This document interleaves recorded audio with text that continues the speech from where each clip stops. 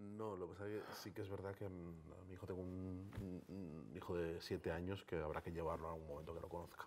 Claro, Pero lo estoy diletando, lo estoy diletando. estás ahí Pero sí, dejando la cosa. sí, porque me da mucha angustia toda esa plaza llena de gente y del jugo. Me pasó algo muy raro con mi libro más doloroso, que es La hora violeta. Me pasó algo rarísimo, que es un libro que es un libro que se suele considerar literatura de duelo. Y yo lo escribí no o sea, lo escribí desde un punto de vista puramente egoísta y puramente solipsista y reconcentrado en mí mismo, y dejé muy claro, intenté dejar muy claro cualquier que no cabía una lectura de autoayuda, una lectura en clave de superación, que a veces en algunas entrevistas me decían, tu libro es una historia de superación. Digo, no, aquí no se supera nada, aquí sencillamente hay un hijo que muere y un padre que sufre, no hay nada más. Esto es así de desolador y es así de triste. Y yo creía que ese libro iba a provocar, si no rechazo, por lo menos indiferencia. Y sin embargo, hay un montón de lectores que me hicieron llegar desde el principio y me lo han hecho llegar una lectura que a mí me ha sorprendido mucho y que no me esperaba. Y era que se sentían comprendidos, que sentían que alguien había puesto palabras a unas emociones complejísimas que eran incapaces de digerir, que eran incapaces de transmitir, que no sabían cómo explicarle a sus amigos, a sus familiares cómo se sentían, y que les hacía sentirse que se estaban escurriendo como por un abismo mental, ¿no? Y al leer en el libro a alguien que le había pasado algo parecido, se sentían reconocidos, se sentían identificados, se sentían menos raros y sentían que, bueno, que lo que les sucedía era humano, y a partir de ahí empezaban a reaccionar a eso. Ha tenido ese poder cuando yo escribía desde el egoísmo, desde el encierro, ¿no? Nadie sabe cómo me siento ni nadie puede sentirse como yo me he sentido. Cuando desgraciadamente, y en el caso que lógicamente a ti te motivó al escribir La hora violeta, que probablemente es, bueno, que por la peor vivencia que un ser humano puede tener, indudablemente, pues justamente hay muchísimas personas que al sentirse identificados en el dolor, al sentirse comprendidos en esas emociones, en ese carrusel, ¿no? Y ante la dificultad para elaborar la pérdida, probablemente encontraron consuelo, aunque tú no tuvieras esa intención al escribirlo. Yo creo que estamos presenciando un cambio cultural en la literatura en los últimos años en España. Han salido unos cuantos libros que yo creo que eran impensables hace un tiempo, porque han roto una barrera del pudor, ¿no? Yo pienso, por ejemplo, en el último de Manuel Vilas, Sí. Ordesa, ¿no? Sí. Donde narra de una forma muy cruda una transformación vital muy profunda, además que tiene que ver en fin, con una salida a un infierno personal, y incluso algunos aluden directamente, ¿no? a la depresión, cosa que yo creo que hace unos años era impensable. Era un tipo de literatura confesional que en España estaba, en la tradición española, estaba muy mal vista, no aparecía.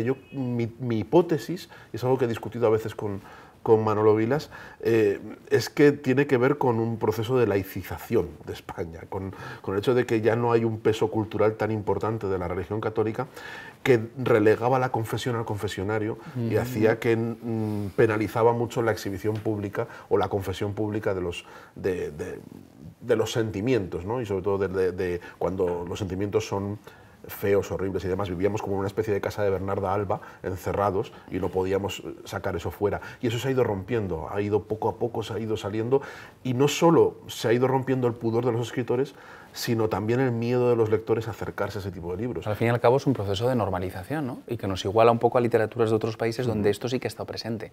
En la literatura anglosajona, la alemana, la francesa, en la melancolía, el sufrimiento, las tristezas personales han sido temas que en la creatividad literaria se han abordado con mucha naturalidad, desde los clásicos, vamos, Virginia Woolf puede ser un ejemplo, hasta los más modernos, que justamente han tocado temas que quizás aquí hasta hace 10 o 15 años eran más raros, estoy de acuerdo. Sí. Pero eso yo creo que hay que percibirlo siempre con satisfacción, ¿no? El hecho de que se pueda normalizar una emoción tan honda, tan profunda, y que haya curiosidad por explorar también las emociones negativas de otros a través de la literatura, es algo que tiene que ser totalmente muy positivo.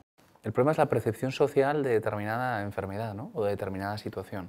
Especialmente la incomprensión que muchas personas sienten cuando aparente o externamente no tiene ningún motivo para estar así. Siempre hemos escuchado las mismas expresiones. Bueno, ¿y esta persona por qué está así de deprimida, no? Si no tiene problemas económicos, tiene una familia estupenda, físicamente está bien, vive en una casa estupenda, en un lugar maravilloso, ¿qué es lo que le está ocurriendo para que justamente esto sea así? Y durante muchos años, la falta de conocimiento o de desarrollo científico en la disciplina para explicar todas esas causas genéticas, biológicas, ambientales, psicosociales de la depresión, pues ha llevado a muchísimas personas a no pedir ayuda cuando justamente lo necesitaban. Y de ahí estos casos a veces incomprensibles de que alguien pues ha fallecido por suicidio cuando no había ningún signo externo para que eso fuera así. Se está empezando a superar, pero es cierto que hay muchísimo estigma y discriminación también asociada hacia alguien con un trastorno, un problema o una enfermedad mental. Y bueno, curiosamente yo creo que será un signo de civilización el día que lógicamente esto empieza a superarse y se hable con más naturalidad y uno pueda comentar esto en una charla con los amigos o pueda solicitar permiso a su jefe para ir o a su jefa para ir a una consulta con un psiquiatra o un psicólogo, igual que pedimos permiso para ir a revisión con el trauma o con el ginecólogo o con el pediatra de los niños, ¿no? Será también un buen signo todo aquello.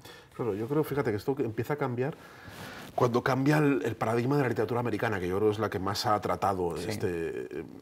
este tipo de insatisfacción, ¿no? Que se puede resumir en la serie Mad Men, que bebe y resume toda una tradición literaria de que viene de los años 50 sobre todo, y comandada por Cheever, por el autor Cheever, que es el que retrata la insatisfacción de quienes no tienen ningún motivo para estar insatisfechos y sin embargo no saben qué les pasa. El paradigma de Don Draper dice, bueno, si es que lo tiene todo, es que ha triunfado, es que es el prototipo, es el héroe de la sociedad contemporánea y que triunfa por doquier y sin embargo se siente un vacío enorme, una angustia terrorífica que le consume y que no sabe a qué se debe. Quizás en un exceso de bienestar es cuando toleramos peor las frustraciones, cuando no sabemos lidiar con determinadas emociones. Es curioso.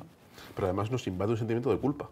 Claro. El sentimiento de culpa y de incomprensión y parece que el resto del mundo nos acusa de algo, ¿no? Decir, Claro. bueno, levántate, no estés, o sea, no puedes andar por la vida como andas, o sea, tienes Claro. que... Y la culpa, conjuntamente con el miedo, probablemente son las dos emociones más importantes que generan cualquier tipo de patología psiquiátrica, paradójicamente. Y la culpa, además, es algo muy arraigado en nuestra civilización occidental. Probablemente por la tradición judio-cristiana, probablemente por otros factores culturales, pero lo tenemos muy dentro. ¿Y tú dirías que eso es lo que impide que alguien que se siente como Don Draper acuda y pida ayuda? Yo creo que sí, que el sentimiento de culpa es justamente esa especie de autocrítica exacerbada, es decir, yo no tengo derecho a pedir ayuda por algo que sé que no me debería estar sucediendo y sin embargo me sucede, ¿no? Y al no abordarlo con naturalidad que se debiera. Y el no considerar además que hay muchísimas cuestiones que tú no puedes evitar y no tienes por qué culpabilizarte porque tú has desarrollado una enfermedad como cualquier otra. Uno no se culpabiliza a sí mismo por ser diabético, en general. Salvo, bueno, según los pasteles que haya comido. Según eso me lo has quitado de la boca, efectivamente, según la dieta que haya llevado en los últimos años, ¿no? Pero por ejemplo, un diabético tipo 1, ¿no? El que necesita insulina y que es diabético desde que es chaval. Claro, no te puedes culpar de que eso te haya tocado a ti, u otro tipo de enfermedades, lógicamente oncológicas o de otra índole, pero en los años 80 salían personas por televisión diciendo que el VIH era un castigo divino, porque además afectaba fundamentalmente a homosexuales, a personas que ejercían la prostitución y a drogodependientes por vía parenteral. Claro, es que es un castigo que venía por las drogas y por el sexo, es decir, exactamente. por el espíritu lúdico. Exactamente, por explorar cuestiones lúdicas o opciones placenteras, ¿no? Claro. De acuerdo a la libertad individual de cada uno. Y curiosamente lo que más contribuyó a reducir el estigma asociado al SIDA fueron la investigación biomédica y adecuados diagnósticos y, desde luego, el encontrar una solución terapéutica que a día de hoy, si bien no soluciona de todo la infección viral, sí que logra estabilizar y es una condición que se cronifica y que uno puede vivir con ello. Pero al final es lo que uno tiene que aplicar para reducir ese estigma y poco a poco está llegando en el caso de la depresión.